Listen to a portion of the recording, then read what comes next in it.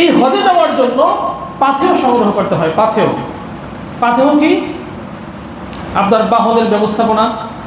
এখন তো বর্তমান যুগে বিমান, এক সময় তো বাহন ছাড়া হজে যাওয়া যেত না। উট ছিল বা যে কোনো বাহন, ঘোড়া, যেটাই হোক না কেন।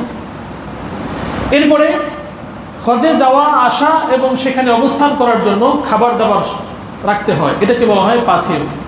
তো আল্লাহ সুবহানাহু ওয়া তাআলা বলেছেন, ওয়াতাযাওয়াদু, তোমরা হজের জন্য পাথেয় সংগ্রহ করো।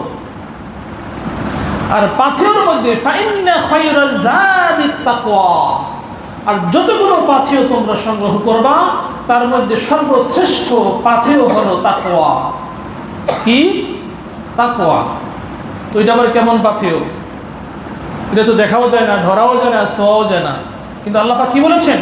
এইটাই সবচেয়ে বড় পাথেয়, এটাই সবচেয়ে বড় অবলম্বন। এই পাথেয় ছাড়া হজ করলে আসলে হজ কবুল হয় না।